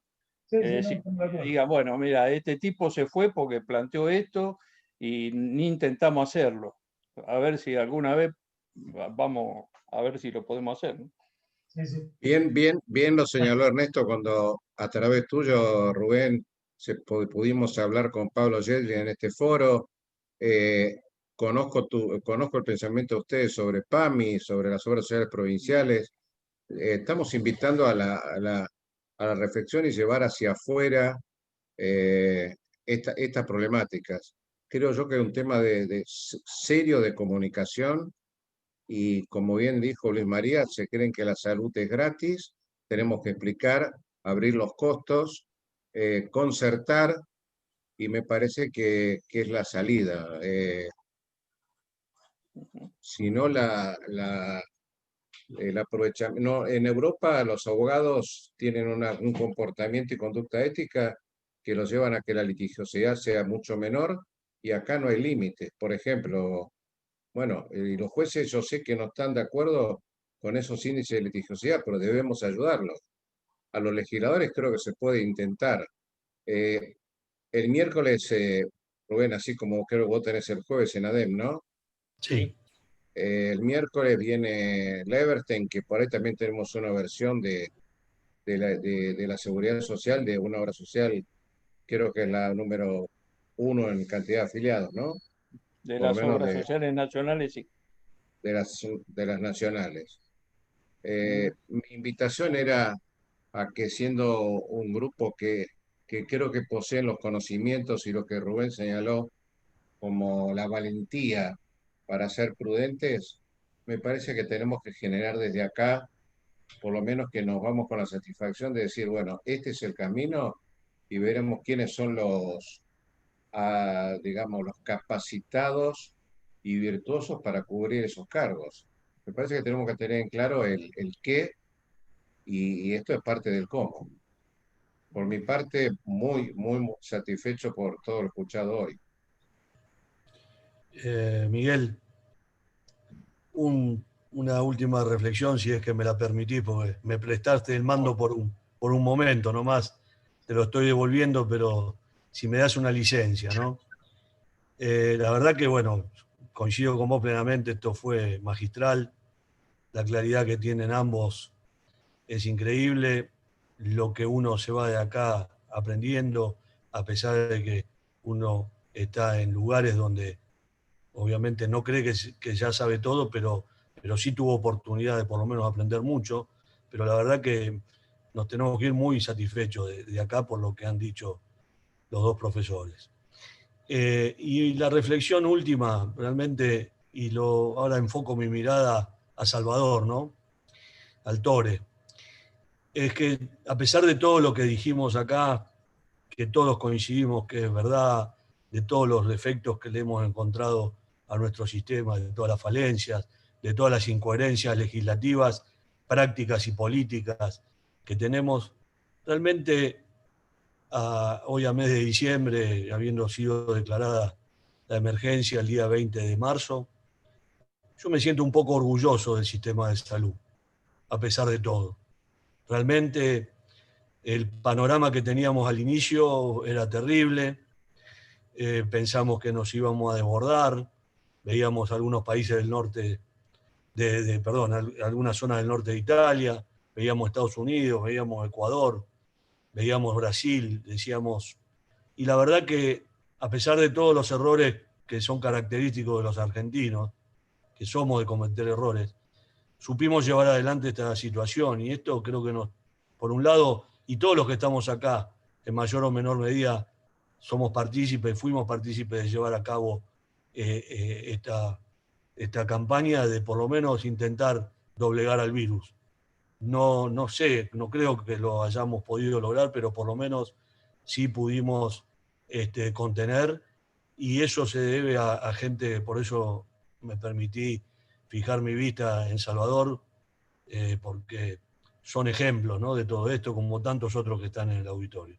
Eso era lo que quería decir, porque si no nos vamos muy tristes a casa y creo que la verdad que por lo menos los que estamos hoy acá a las 8:30 de la noche escuchándonos entre nosotros, somos hombres de bien, mujeres de bien, y que hemos hecho un montón de cosas para mejorar lo que aún hay que mejorar, pero sin la intervención de muchos de nosotros esto hoy sería mucho peor. Gracias, Miguel. Vamos, Miguel, ¿puedo sin duda, Luis María, yo comparto con vos y también tengo la misma sensación de esperanza. A ver, pero también aprendamos de esto, ¿no? Es decir, como vos muy bien dijiste, la crisis se superó con bastante holgura en Argentina, pero hicimos cosas que nunca habíamos hecho antes y que tenemos que seguir haciendo después. Colaboración de lo público con lo privado. acá quedó demostrado que la salud pública es el esfuerzo de todos. Ustedes, en muchos casos, los prestadores privados pusieron en algunas provincias mucho más que los públicos para poder afrontar la crisis, y nadie se quejó sobre este tema. Aprendamos también que el poder de rectoría tiene que funcionar, por más que seamos un país federal. Si cuando hay que comprar alguna cosa la tiene que comprar uno solo, cuando hay que distribuir la cosa la tiene que distribuir uno solo, y ese tiene que ser transparente, respaldado por todos para hacer estas cosas. Esto nunca lo habíamos hecho antes, tampoco tuvimos afortunadamente que afrontar esto, pero coincido con vos en que hay algunos mensajes de esperanza, sin duda.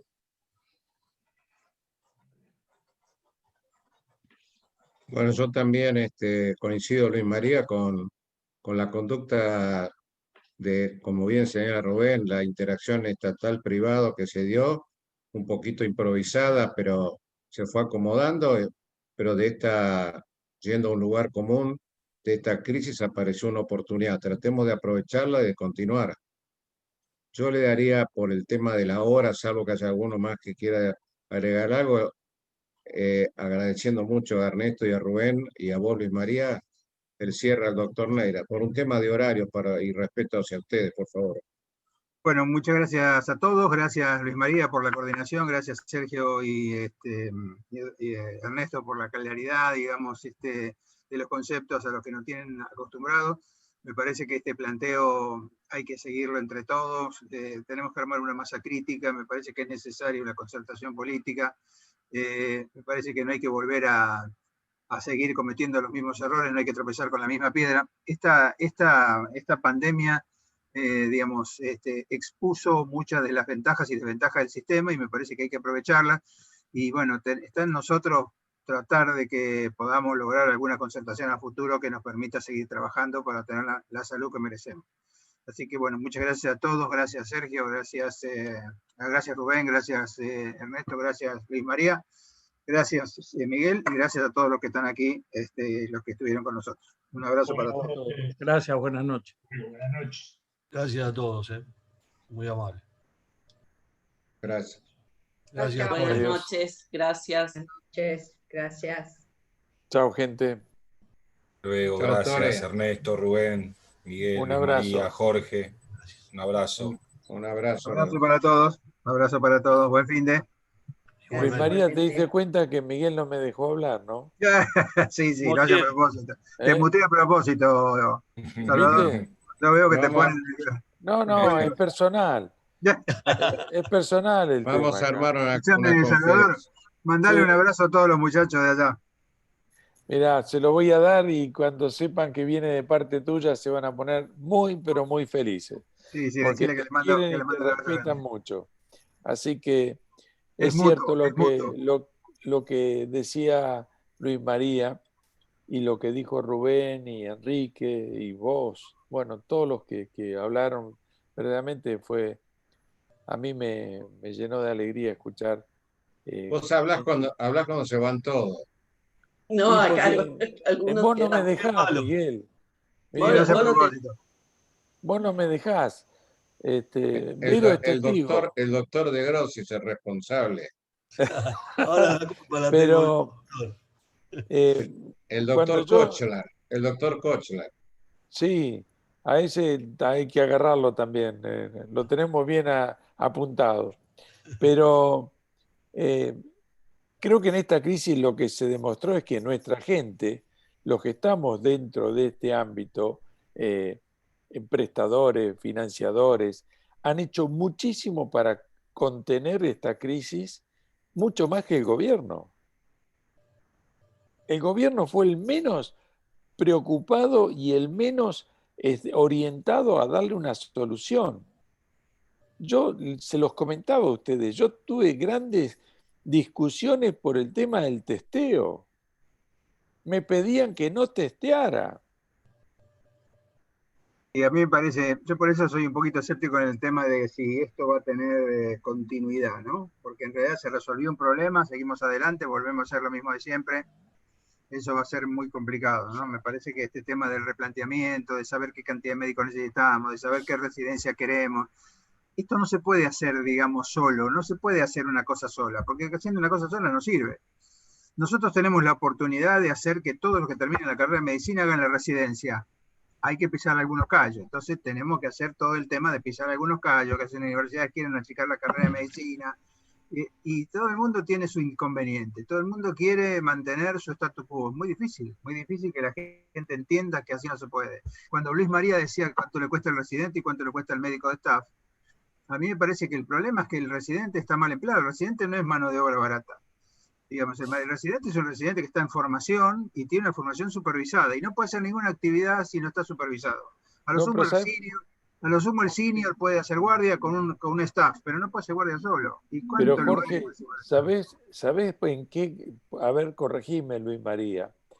Sí, pero yo lo veo desde el punto de vista que hay muchas organizaciones que al residente, en vez de tener buenos maestros, personas que le indican cuáles son los pasos que se deben dar ante una patología, le enseñan a cómo generar dividendos. Bueno, por eso te estoy diciendo. Yo creo, vienen con una deformación monstruosa. Por eso yo creo que el programa tiene que ser un programa integral que contemple todas las cosas. Son muchas las discusiones que hay que dar, porque en realidad no es una sola discusión. Cada cosa necesita una discusión. Sí. Cada cosa necesita una discusión. Yo digo, por ejemplo, la certificación profesional. ¿Por qué la certificación tiene que ser distinta? Si se hace en la provincia, si se hace en el colegio, si se hace en la universidad, si se hace... Tiene que haber una sola. Una Vos sola. sos especialista de una especialidad y la especialidad tiene que ser igual a nivel nacional, independientemente que haya colegio, que haya todo, digamos. No estoy en contra de todas esas estructuras que ya están.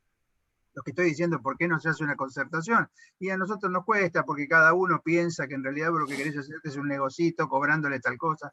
Es muy difícil, pero me parece que es la única salida. Si no se entiende así, estamos condenados al fracaso. Y me parece que es grave. Y yo creo que es cierto que la gente pone el hombro, pero también la gente se cansa de que no lo acompañen, ¿viste? Porque cuando el médico dentro de 6 meses siga cobrando lo mismo que cobra ahora, cuando digo el médico, es el médico, el enfermero, el kinesiólogo, el trabajador de la salud, siga cobrando lo que está cobrando ahora y que tenga que tener 4 empleos para subsistir, va a tener el mismo problema de siempre. Mira, es muy importante acá el papel que juegan los líderes.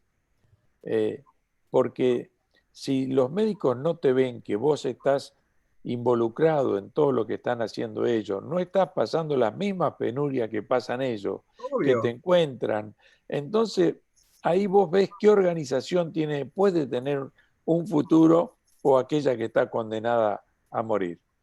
Sí, pero es muy importante el papel de los líderes. Es muy complicado. Jorge, no sé, una aclaración que vos lo sabés, pero bueno, no puedo dejar de decirlo. Nosotros en la residencia estamos llenos de hermanos latinoamericanos. Hasta mexicanos hemos recibido ahora. ¿Y sabés por qué vienen acá? Porque acá le pagamos. Allá tienen que pagar. Obvio. Es decir que vos fíjate también, no es tan barata la mano de obra del residente. Nosotros, hoy un residente cobra un buen sueldo y viene a aprender. Es decir, y por eso nos llenamos mucho. Es decir, ¿por qué hay tantos latinoamericanos? Porque acá, por ejemplo, hay colombianos que tendrían que pagar $4.200, $4.500 por mes. Y vienen acá a cobrar, ponele, qué sé yo, $500. No, pero es que eso lo sé perfectamente, Luis María, pero por eso te estoy diciendo que me parece que esto necesita un cambio de todo punto de vista. Si vos haces una residencia nacional, la residencia nacional es que todo el que termina la carrera, para tener la matrícula habilitante, tiene que terminar la carrera, tiene que terminar una residencia para hacer cualquier tipo de medicina asistencial. No, para hacer medicina asistencial. No se puede hacer medicina asistencial sin una residencia. Vos achicás un poco la carrera de medicina, el tipo entre, digamos, la residencia de 4 o 5 años más la carrera, en 8 o 9 años puede ser especialista. Sale como especialista y le das una matrícula de especialista, le das un certificado y una matrícula de especialista. Con lo cual, ahora claro, para eso vos tenés que decir cuántos especialistas querés, cómo se distribuyen en el país, qué tipo de estructura tenés que tener. Esto no es que yo hago la residencia porque me conviene. Mirá, yo estuve en el Argerich, cuando estaba en el Argerich, el jefe de neurocirugía me decía que ellos consideraban que, como neurocirujano, como representante de la sociedad, me decía que ellos no querían tener más neurocirujanos porque tenían mucha competencia. Y en el hospital venía a decirme a ver si le podía conseguir un par de puestitos más de residentes porque alguien tenía que hacer el laburo. Jorge, te cuento algo. Yo en el año 92 tuve oportunidad de irme a radicar, a instalar en Estados Unidos. Desde ya tenía que revalidar y hacer mi residencia. Mi residencia, el lugar, te puedo asegurar que era hasta de riesgo, porque no era el mejor lugar para trabajar un tipo así de que fuese blanco, ¿no? Porque allá era directamente un hospital de negros. Y una vez que terminaba la residencia, yo tenía, no es que me quedaba en esa ciudad, sino me mandaban al estado de Montana, en donde ahí tenía que hacer 3 años y después ver si había una vacante en el lugar donde yo tenía mi familia en la Florida. ¿Te das cuenta? No, sí, lo conozco bien eso. Y es que a mí me parece que estas son las decisiones que hay que hacer. La residencia no es una cosa que está parte del sistema de salud, porque forma parte de lo mismo, porque vos si tenés que tener un sistema de residencia, tenés que tener un sistema de residencia acorde. Entonces, la residencia por un lado, los programas por el otro, la seguridad social, nunca hay como una cosa de decir, pensemos todas las cosas juntas, hay que pensar las cosas de una sola vez, hay que sentarse y decir, bueno, a ver, abarquemos todo, digamos, hagamos las cosas con un cierto criterio de prioridades. Es muy difícil porque, viste, además es deliberativo, hay que discutir y discutir cosas que no vale la pena.